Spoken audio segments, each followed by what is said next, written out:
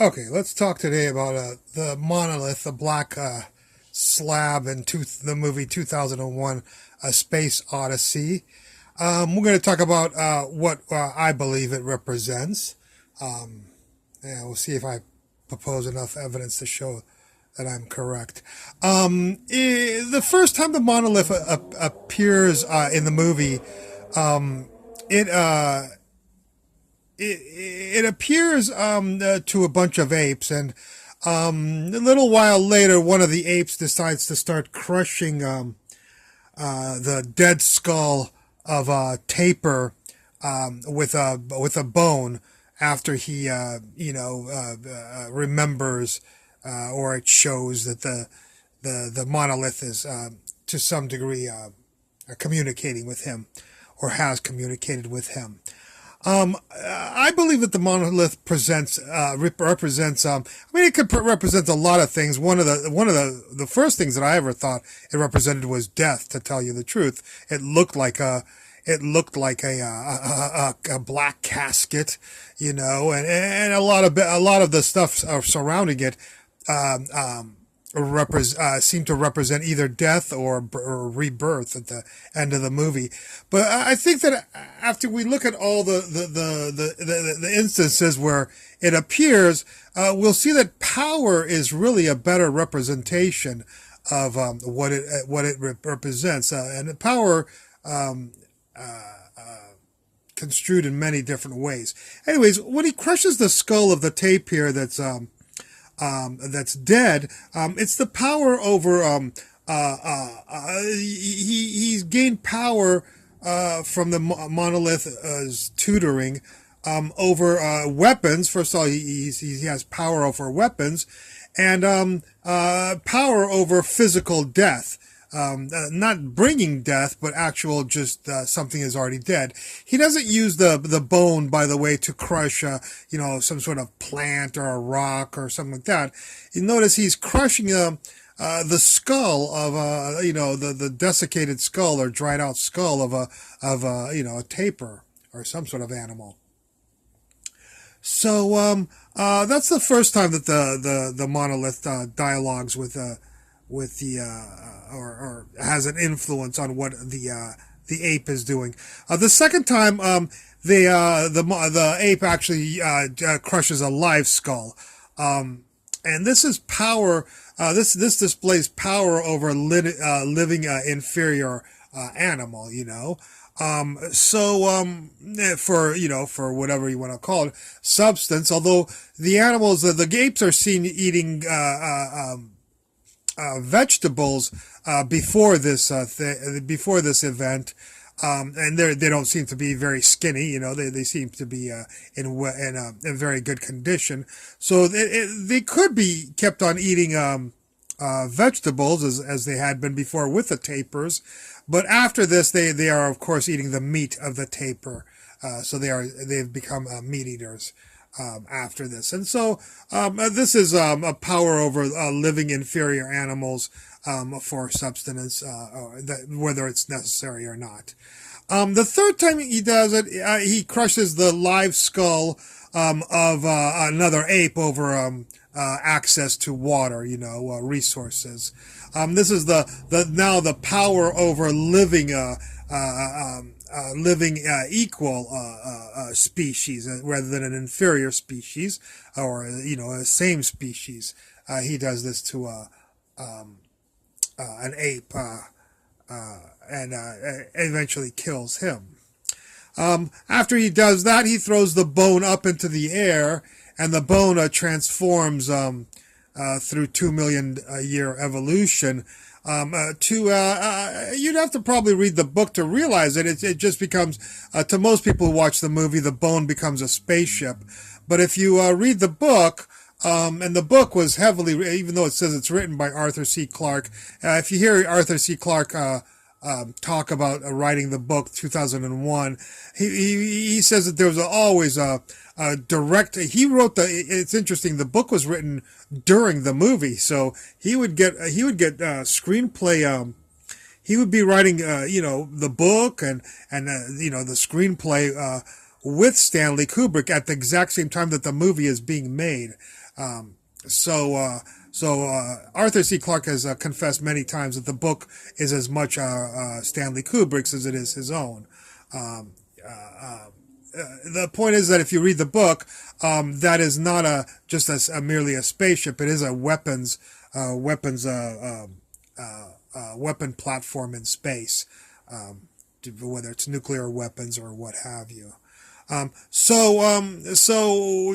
see that the tutoring of the black monolith has now given the man power over the multitudes of the earth. The entire earth now is subjected under the power of man. The next time a different monolith, I assume. It could have been the same monolith, but it is a black monolith. They discover the black monolith on the moon. I'm sorry, by the way, I should have told you before. There's a lot of spoiler alerts in this video for the movie. So I hope you've already seen it. And although it's very different, the first time I ever saw it, 2001, I didn't understand it at all. And I don't feel bad about that camp because I saw an interview with Woody Allen when he said the first time he ever saw the movie, it confused the hell out of him. And Woody Allen, I consider a genius. So if it confused Woody Allen, I don't feel too slighted to have been confused the first time I see it. But after I read the book, the movie made total sense. So if you ever watch the movie and are confused beyond recognition, go and read the book, which is a very small book. It's like a couple of 100 pages, a very small paperback. Go read the book and then watch the movie, and you'll understand it very well. Anyways, in the book, that is a weapons platform, and in the book, the monolith that they discover on the moon, the way it describes it is as soon as sunlight hits the monolith was set to trigger that they figured that the only thing on the moon that could unearth the monolith, dig it up, is man, because it doesn't have any the moon doesn't have any atmosphere, and so the aliens who put the monolith on the moon figured that if the sun ever hit the monolith, it would have had to have been dug up by some sort of intelligent life which had left the earth, presumably. So what the aliens did was they made the monolith, as soon as the sunlight hit it, send a signal to Jupiter. That's that screech that you hear with the astronauts on the moon walking by the monolith, and all of a sudden it starts screaming. That's what it's doing. It's sending a signal. You learn that in the later on in the video that when David is killing Hal in the computer, that red computer room, he's killing Hal. There's a video there where it's the man says there that Jupiter sent a signal. I'm sorry, the monolith sent a signal to Jupiter. What does this do? What tutoring does this monolith do at this moment? Well, it gives you power now over the planets because it challenges man to travel to where the signal is sent, Jupiter. So it challenges man to travel to Jupiter, and this has now given him dominion or power over the planets. So it seems like the monolith is continuously giving power, or enticing power of one degree or to some area or another in human existence. After that, the next time you see the monolith, you have a long interlude, by the way, with dealing with Hal. And I mentioned it later on. I'll mention it later on about Hal. But there's between these two, the signal to Jupiter and 6. There's the entire story with Hal on the thing, and that's a long interlude there, and I'll explain that later on. But the next time you see the monolith, the monolith takes David on he sends him to all of the cosmos, or showing him the secrets of the physical secrets, at least, of the cosmos. So I want to emphasize that the physical, the stars and how they work, other planets and stuff like that. And it's tutoring him, giving him power over the physical universe, more the physical than the sociological or the psychological. It's showing him the power, giving him the power over the physical universe, or at least showing him the secrets of the physical universe, and you can construe that as power over it if you know the secrets of something. In a sense, you have power over it, or you can if you are intelligent and industrious enough. After that, we don't see the monolith, but obviously the monolith has put David inside some sort of hotel room, whatever you want to call it. And one thing we notice about this hotel room is that there is art on the walls, and there's sculptures. There's sculptures. There's the furniture is whatever Louis the 14th, 14th century furniture. The dining is fine. There's beautiful silverware. The bathroom is immaculate and artistic in its sense. And what this is the monolith, even though you don't see it at that moment, you know that the monolith brought him, after showing him the entire universe, the monolith brought David to this, obviously this, abode. And the abode is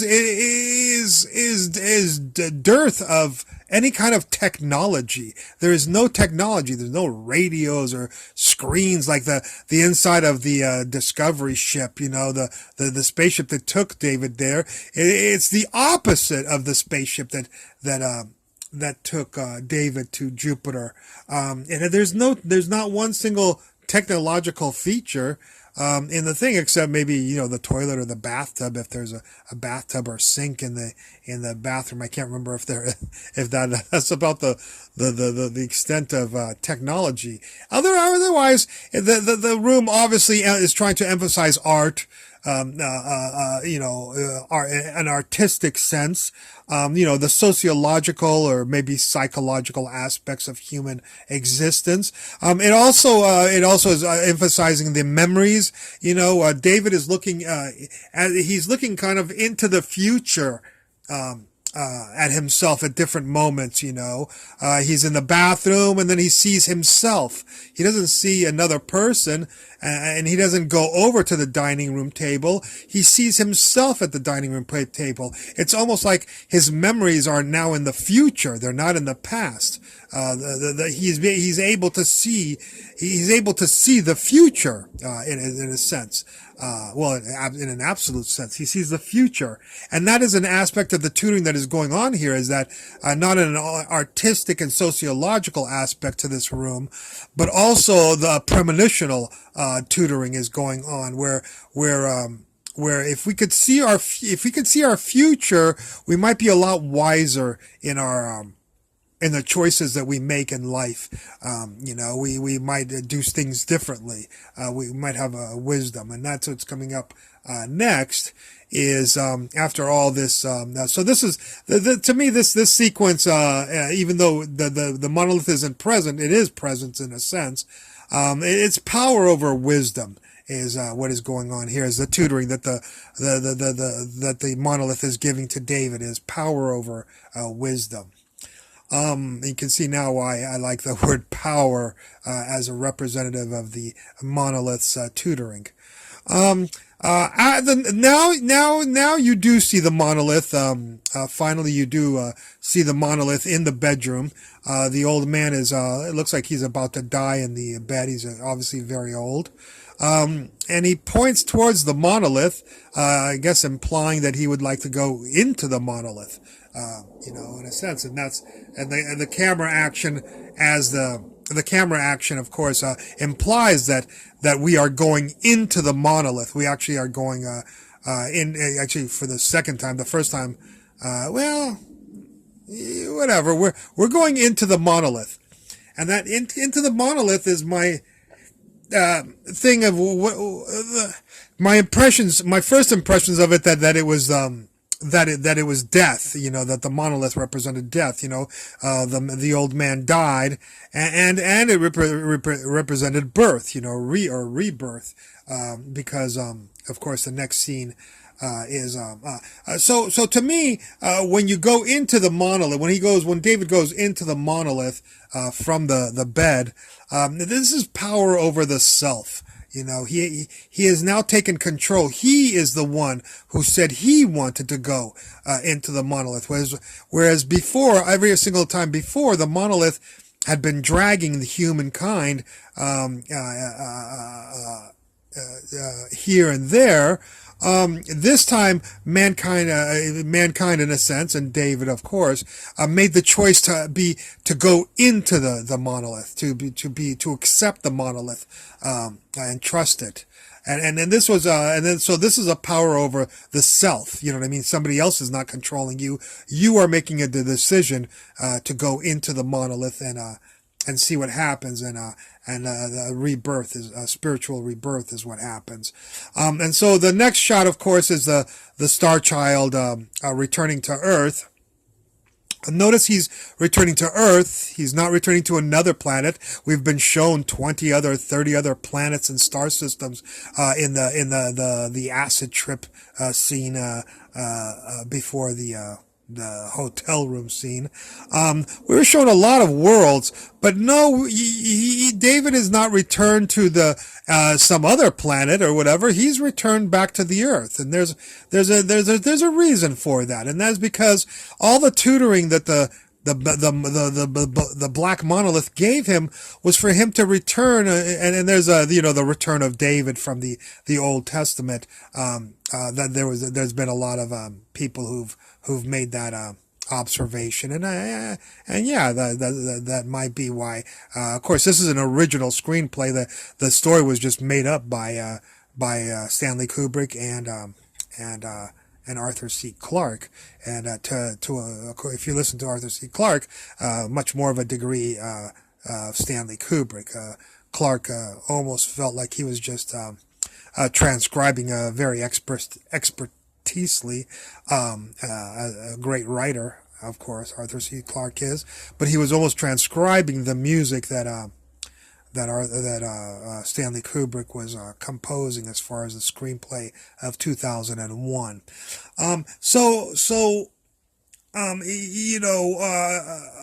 Kubrick was implying that you need to return, and the aliens are going to make you a wise person, and give you all this tutoring over these millions of years, so that you could improve your own world. And maybe they did it through a lot of aliens in other worlds. They returned them to their own worlds to improve it. That was their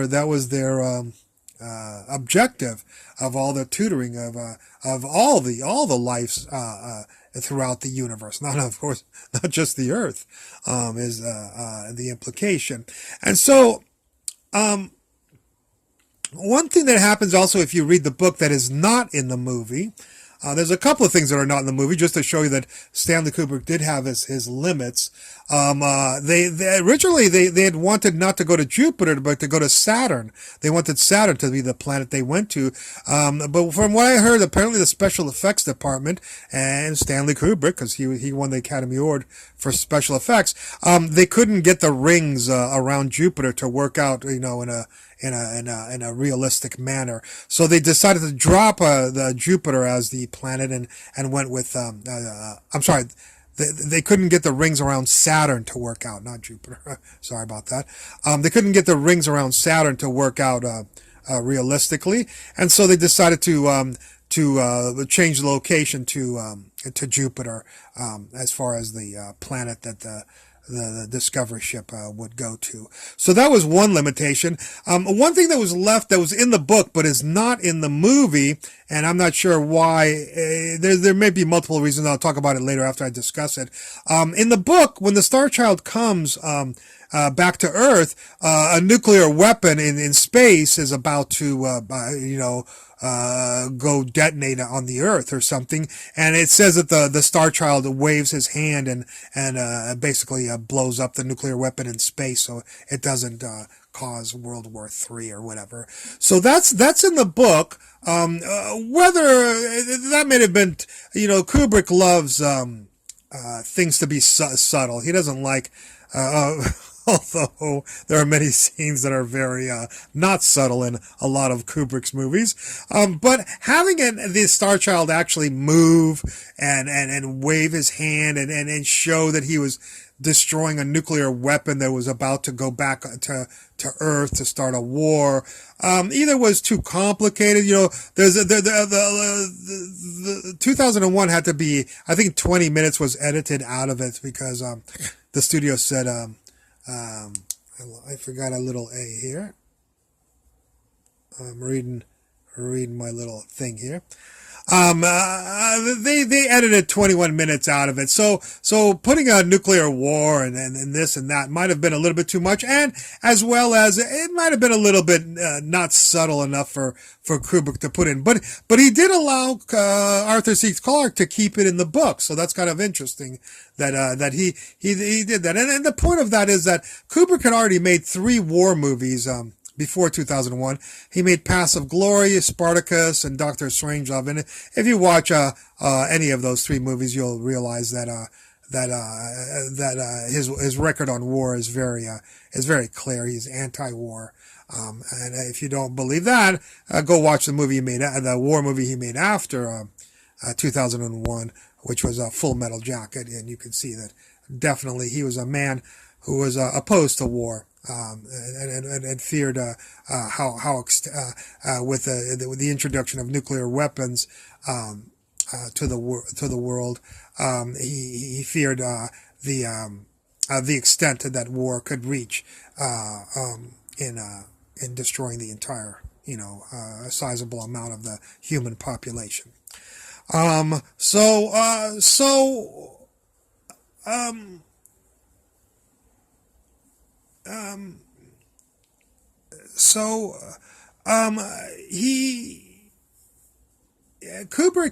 Kubrick, anyways, definitely didn't endorse war. Okay. The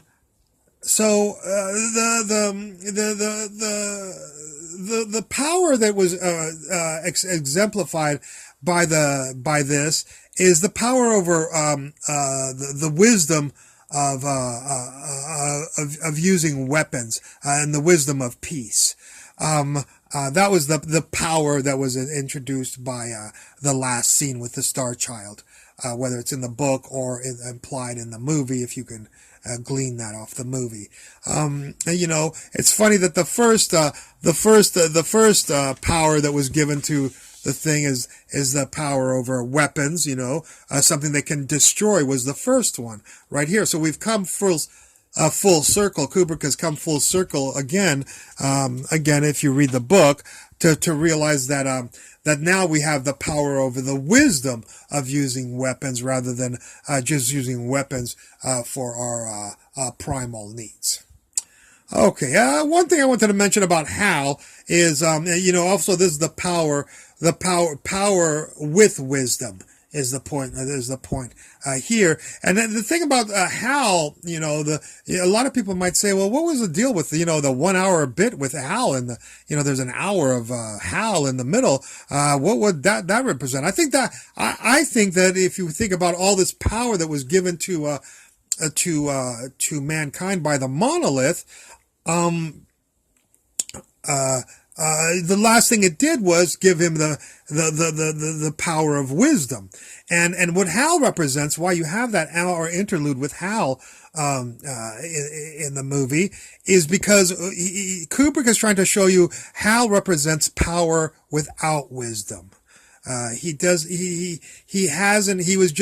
was given, his programming without the years that it takes to maybe millions, according to Kubrick with this movie, millions of years of wisdom and a little bit of help from some aliens to try to teach mankind, to have the wisdom to not use weapons. You know, Hal used weapons. He killed 3 people, 4 people actually. You know, the three hibernating, and then he killed he killed the astronaut with the land or whatever. So Hal killed four things, and he almost killed David. He tried to kill David. He wouldn't let him back on the ship. So he attempted murder on a 5th person.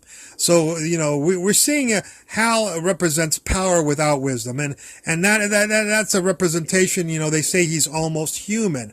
That's that line when they say, or he has almost human-like reflex. Yeah, he almost is like human. He's not human though, although there's been a lot of humans who also had power without wisdom, and that's another implication, is that Hal is a human.